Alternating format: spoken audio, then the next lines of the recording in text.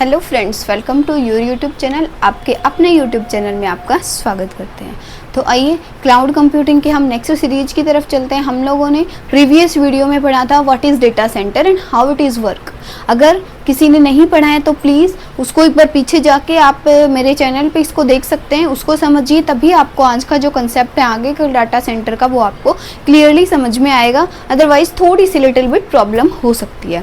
तो देखिए, हमने डेटा सेंटर में एग्जांपल लिया था अपने कॉल सेंटर का, या फिर अपने जहाँ पे आप केयर का हमने एग्जांपल लिया था। सेम थिंग, सेम पॉसिबिलिटी आपके पास यही है आपके डेटा सेंटर के अंदर। अब हम बात करते हैं आपके डेटा सेंटर के मेन कंपोनेंट्स क्या है, किन कंपोनेंट्स की जो है हमें नीड हर टाइम पे है। एक बेटर डेटा सेंटर के ऊपर एक अच्छा डेटा सेंटर आपको बनाने के लिए कौन कौन से आपको कंपोनेंट्स चाहिए। तो उसके लिए आपके 3 कंपोनेंट्स हैं बेसिकली। सबसे पहला है आपकी कैलकुलेशन, की आपकी जो भी कैलकुलेशंस है, आपके जो भी आप टास्क परफॉर्म करते हैं, आपका डेटा जो बहुत ही फास्टली कैलकुलेशंस जो है परफॉर्म कर पाए और आपको एग्जैक्ट और आपको क्लियर रिजल्ट आपको अवेलेबल करा पाए। सेकंड है एंटरप्राइजेस डेटा स्टोर, कोई भी ऑर्गेनाइजेशन है उसका डेटा को स्टोर करने की कैपेबिलिटी, जितना भी ऑर्गेनाइजेशन चाहिए जिस भी टाइम पे उसको जितना डिमांड किया उसको उतना डेटा स्टोर करने की कैपेबिलिटी प्रोवाइड कराना। नेक्स्ट है आपका networking. We all know that कि क्लाउड के अंदर नेटवर्किंग का कितना ही इंपॉर्टेंट रोल है।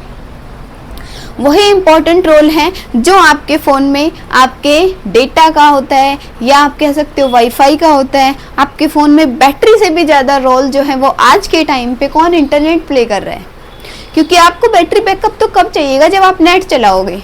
लेकिन आपको पहले तो नीड यही है कि मुझे नेट चलाना है ना। चाहे कुछ हो या ना हो, इंटरनेट का यूज़ तो हमें करना ही है, चाहे गेम खेलने के लिए करें, चाहे पढ़ने के लिए करें, या किसी भी अनदर रीज़न के लिए भी आप कर सकते हैं। तो ये चीज़ है आपके मेन कंपोनेंट्स, दो एक डेटा सेंटर में एग्जिस्ट करते हैं किसी भी डेटा सेंटर को डिफाइन करने के लिए। इनमें से आप बोल सकते हो जैसे कि ये जो भी मॉडर्न डेटा सेंटर्स हैं उसके अंदर आप क्या लगा रहे हो भाई, स्टोरेज के लिए या फिर नेटवर्क के लिए आप सर्वर्स का यूज़ कर रहे हो, जिससे कि आप डेटा को इफेक्टिवली यूज़ कर पाओ और नेटवर्किंग को अच्छा सा बना रहे हो, कैपेबल एड्स आप दे रहे हो। उसके लिए आपने फायरवॉल्स वगैरह लगाया। फायरवॉल क्या होता है बेटा, ये आपके नेटवर्क के प्रोटेक्शन के लिए होता है। जैसे एक वॉल, एक दीवार क्यों लगाते हैं हम घर में, कि वो आपको प्रोटेक्ट करती है ना, कि वो आपके ये दीवार है, इससे बाहर ये आउटर स्पेस है, ये आपका क्या है, ये बाउंड्री आपने लगा दी है, इसके पीछे आपका प्राइवेट रीजन स्टार्ट हो जाता है और यहाँ पे आपका पब्लिक प्लेस है। तो आप अपने अनरेस्ट्रिक्टेड एक्सेस को अवॉइड करने के लिए दीवार लगाते हैं। सेम थिंग नेटवर्क के अंदर जो अनरेस्ट्रिक्टेड एक्सेस होता है, कि जो अनवांटेड आपके पास स्पैम मेल आ जाती है, या फिर आपके वायरसेस आपके फ़ोन में आ जाते हैं, या ऐसी अनवांटेड साइट जिसको आप यूज़ नहीं करना चाहते उसका भी एक्सेस आपके पास हो जाए, तो आप उन चीज़ों को, अनइंटरप्टेड थिंग्स को अवॉइड करने के लिए बीच में क्या लगा देते हैं, फायरवॉल्स लगा देते हैं। आजकल क्या है, आप अपने नेटवर्किंग के कॉन्सेप्ट को अच्छा सा सेटअप करने के लिए ये चीज़ लगा रहे हो, सर्वर लगा रहे हो अपने डेटाबेस को अच्छा, अपने स्टोरेज को बेटर बनाने के लिए, और आप उसके लिए अपने क्लाउड्स में परफेक्ट ऐड भी आजकल आप देने लग गए हैं। परफेक्ट ऐड क्या है, कैपेबलिंग ऐड, कि आपको ये प्रोवाइड कराता है। देखते नहीं हो कि हर वेबसाइट्स की, हर चीज़ की आपको कोई भी, चाहे आप चला रहे हो, फॉर्म है, बिजनेस है, छोटा बिजनेस है, लार्ज बिजनेस है, सबकी आपको एडवर्टीजमेंट मिलेंगी। तो बेसिकली आपके क्लाउड्स को भी क्या है कि कैपेबल्स ऐड जो है वो जनरेट करने लग गया है। सर्विस प्रोवाइडर की ज़्यादा से ज़्यादा लोग उसकी सर्विसेज लें, तो ये सारी की सारी फंक्शनलिटीज़ एक किसके अंदर आती है, डेटा सेंटर के अंदर, उसी स्पेस के अंदर आती है जो आपको ये सर्विसेज अवेलेबल करा रहे हैं। ठीक है, इसके अंदर आपके कौन कौन से रिसोर्सेज हो सकते हैं, कि आपके जो पावर डिस्टर्बेंस है वो ना हो, आपके पास यूपीएस लगा हुआ हो, और आपके पास नेटवर्क का बेटर एक्सेस हो, आपके पास वाईफाई एस्टैब्लिश हो, और आपके पास बैकअप जनरेटर भी आपके पास एक प्रेजेंट होता है। देखो, बैकअप जनरेटर का काम क्या है, बैकअप जनरेटर क्या करता है, आपके फोन का या आपके डेटा का, आपके क्लाउड का बैकअप कहीं ना कहीं स्टोर करके रखता है। मान लो इन केस आपके फोन से वो डेटा डिलीट हो जाता है, अब आपको चाहिए, वो आपके लिए बहुत ही इंपॉर्टेंट डेटा था, तो आप उसको दोबारा से भी एक्सेस करा सकते हैं। किससे, बैकअप जनरेटर से। बैकअप जनरेटर क्या करता है, जो भी आपने क्लाउड में डाल रहे हैं उस सारे की एक कॉपी क्रिएट कर देता है डेटा सेंटर के अंदर, किसी भी पर्टिकुलर स्पेस के ऊपर और किसी भी पर्टिकुलर सर्वर में। उसकी एक कॉपी क्रिएट कर देता है और उस कॉपी का वो मिसयूज नहीं करता है, उसको लॉक करके रखता है। फिर जब आपने क्लाउड में से उस डेटा को डिलीट कर दिया, अब आपको उसकी जरूरत है तो आप उसको दोबारा एक्सेस करना चाहते हो, ये जो काम है ये किसका है? बैकअप जनरेटर का। तो ये इसके मेन कंपोनेंट्स होते हैं जो किसी भी डेटा सेंटर को इफेक्टिवली बनाने के लिए आपके क्लाउड में हेल्पफुल होते हैं। अब हम बात करते हैं कि क्लाउड्स के लेवल की बात कर लेते हैं। देखो डेटा सेंटर क्या क्या चीजें मैनेज कर सकता है, पहले वो देख ले। क्या मैनेज करेगा? फैसिलिटी मैनेज करेगा। जो भी फैसिलिटीज आप लेके आ रहे हो उन सब फैसिलिटीज को मैनेज कर रहा है। डेटा सेंटर की इन्वेंटरी एक्सेस, इंफ्रास्ट्रक्चर्स को मैनेज करना और टेक्निकल सपोर्ट। ऑब्वियसली आपको एक आईटी की एक सुपर स्पेशलिस्ट टीम चाहिएगी जो आपके इतने अच्छे ह्यूज अमाउंट के डेटा को स्टोर करके रखेगी, तो आपको टेक्निकल सपोर्ट भी चाहिए। समझ आया? तो कौन कौन सी चीजें हैं जो आपके क्लाउड के इंफ्रास्ट्रक्चर में चाहिए? सबसे पहला आपको फैसिलिटी मैनेजमेंट चाहिए कि आप जो भी फैसिलिटी दे रहे हो वो आपके क्लाउड्स की कोई ना किसी फॉर्म में जो है वो मैनेज की जाए। फैसिलिटी मैनेजमेंट, जो भी आपने फैसिलिटी प्रोवाइड कराई है उनको मैनेज करना, ये किसका काम है? एक डेटा सेंटर का काम है। सेकेंड थिंग आप क्या बोल सकते हो और क्या मैनेज करता है? इन्वेंट्रीज, कि जो भी आपके पास इन्वेंट्रीज आती है उनको भी मैनेज आपका कौन करेगा? डेटा सेंटर ही ऑब्वियसली मैनेज करेगा। और आपका जो भी इंफ्रास्ट्रक्चर है, फिजिकल स्पेस है जहाँ पे आपने स्टोरेज को रख रखा है, वहां पे भी मैनेज कौन करेगा? आपका ये जो डेटा सेंटर है वो है उसके इंफ्रास्ट्रक्चर्स को मैनेज करेगा। नेक्स्ट आपकी क्या फैसिलिटी हो सकती है कि आपको टेक्निकल सपोर्ट की अगर नीड है तो वो आपको एक डेटा सेंटर है वो प्रोवाइड कराता है। देखो बेटा, टेक्निकल सपोर्ट हमें क्यों चाहिए? बहुत जरूरी है, क्योंकि हम नेटवर्क पे काम कर रहे हैं और हमें टेक्निकली हर बंदा इतना अवेयर नहीं होता। तो अगर कोई भी आपके इश्यूज अराइज हो जाते हैं तो उनको रिजॉल्व करने के लिए आपको टेक्निकल सपोर्ट टीम की रिक्वायरमेंट्स है वो आपको अवेलेबल कराएगा एक कंप्लीटली डेटा सेंटर। ठीक है, और डेटा सेंटर के डिफरेंट जो है वो लेवल बताए गए हैं। सबसे पहला लेवल की हम बात कर लेते हैं टियर 1। टियर 1 क्या करता है? इसके डिफरेंट लेयर हैं आपके, 1 से 4 तक आपके लेयर्स है। टियर 1 क्या करता है? ये आपका बहुत ही बेसिक है। इसके अंदर क्या होता है? अनइंटरप्टेड पावर सप्लाई, यूपीएस होता है।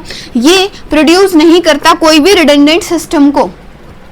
रिडंडेंट सिस्टम यानी जिसके अंदर एरर है, उन सिस्टम को प्रोड्यूस नहीं करता, लेकिन मस्ट गारंटी दैट, ये क्या गारंटी देता है कि आपके पास एटलीस्ट 99.74% आपका अप टाइम होना चाहिए जब भी आप एक क्लाउड को एक्सेस करेंगे उस टाइम पे। ठीक है, सेकंड है आपका टियर 2। टियर 2 क्या करता है? इसमें इंक्लूड करवाता है, ये आपके पास सिस्टम को भी इंक्लूड करा रहा है। इसके अंदर क्या ना था? इसके अंदर ये प्रोवाइड ही नहीं कर रहा किसी भी रिडंडेंट सिस्टम को अपने अंदर, लेकिन ये इंक्लूड करा रहा है सिस्टम को, पावर को एंड कूलिंग को, पावर एंड कूलिंग फैसिलिटीज, ये सारी फैसिलिटीज जो हैं, और रिडंडेंसी को भी ये अवेलेबल करा रहा है। रिडंडेंसी तो ये क्या गारंटी देता है? ये भी मस्ट गारंटी दैट कि इसका भी अप टाइम क्या होना चाहिए? 99.746% ही आपका अप टाइम होना चाहिए। टियर 2 भी यही गारंटी देता है। चाहे आप डेटा सेंटर के किसी भी लेवल पे चले जाएं, आपका जो ये परसेंटेज है वो इससे मिनिमम नहीं हो सकता, इससे मैक्सिमम हो सकता है लेकिन इससे मिनिमम नहीं हो सकता। टियर 1 आपका बेसिक है जहाँ पे आपको यूपीएस मिलेगा और ये आपको रिडंडेंट इंफॉर्मेशन प्रोवाइड नहीं करता। टियर 2 क्या है? इसके अंदर आपको सिस्टम, पावर और आपको कूलिंग रिडंडेंसी मिलेगी। ये भी इतनी की ही गारंटी करता है 99.74, और ये भी गारंटी करता है आपकी 99.74। टियर 3 इसमें क्या है? पार्शियली टियर 3 के अंदर ये आपको फॉल्ट टॉलरेंस का क्या मतलब है? आपकी कोई गलती आ रही है, आपकी कमी आ रही है ना, उसको फाइंड आउट करना, उस फॉल्ट को डिटेक्ट करना। तो दैट मीन्स ये क्या है? आपको fault tolerance 72 hours outgoing protection, 72 hours outgoing protection भी प्रोवाइड कराता है। और इसमें आपके फुली रिडंडेंट होगा, फुल रिडंडेंट है आपके लिए। ये आपको रिडंडेंट अलाउ नहीं करता, ये आपको रिडंडेंट अलाउ करता है लेकिन एक लिमिटेड एक्सेस के लिए, और जो आपका टियर 3 है वो आपको फुली रिडंडेंट अलाउ करता है। और ये अप टाइम की गारंटी देता है, 99.84% आपका अप टाइम होगा, ये इस चीज की गारंटी देता है। ठीक है, आई थिंक आपको समझ आया होगा। नेक्स्ट है आपका टियर 4। टियर 4 क्या करता है? टियर 4 गारंटी देता है आपको 99.95% अप टाइम आपका होगा, और no more than 26.3 minutes of down पर ईयर सिस्टम रिडंडेंसी। और ये आपको कहीं ना कहीं 72 आवर्स की आउटगोइंग प्रोटेक्शन दे रहा था, ये आपको 92 आवर्स की 96 आवर्स की आउटगोइंग प्रोटेक्शन देता है। देखो 4 लेवल में आपका डेटा सेंटर वर्क करता है। सबसे पहला आ गया टियर 1, जो कि बहुत ही बेसिक सा लेवल है, जहाँ पे आप यूपीएस रखते हैं और उसकी पावर सप्लाईज को डिफाइंस करते हैं सिस्टम में। टियर 1 के अंदर आपका बहुत ही बेसिक है, यूपीएस रखते हैं और आप रिडंडेंट इंफॉर्मेशन को स्टोर नहीं करते।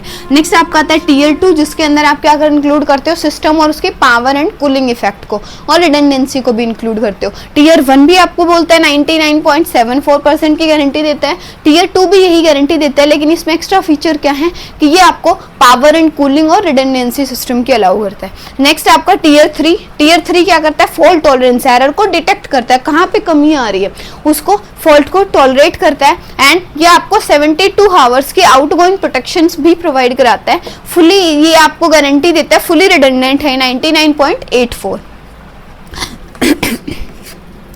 लास्ट है आपका टियर 4, ये भी आपका फुली रिडंडेंट है, लेकिन ये आपको 99.95% की गारंटी देता है और 96 आवर्स की इसकी कैपेबिलिटी है, और डाउन टाइम कभी भी 26.3 से नीचे नहीं जाने देता, ये इसकी कैपेबिलिटी है।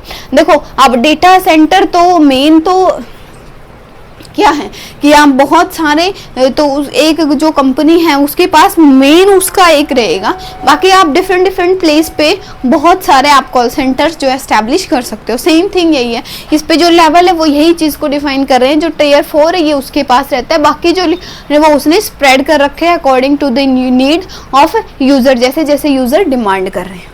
ठीक है, तो ये आपका कंप्लीट था डेटा सेंटर के बारे में। आई थिंक आपको ये कॉन्सेप्ट जो है डेटा सेंटर का समझ आया होगा। अगर आपको वीडियो अच्छी लगी है तो प्लीज़ चैनल को लाइक करें, सब्सक्राइब करें और बेल आइकन को भी प्रेस कर देना, ताकि आपको अपकमिंग जो भी वीडियोज़ है उनकी नोटिफिकेशंस टाइमली मिल जाए। और best of luck for your exam. आपके एग्ज़ाम स्टार्ट हो चुके हैं और मैं उम्मीद करती हूँ कि एसईसी में आपका स्कोर बहुत ही अच्छा होने जाना है, शानदार होने वाला है। हम इनको इसीलिए रियल लाइफ से कनेक्ट करके आपको हर एक एग्जाम्पल को एक्सप्लेन करते हैं। Thank you so much.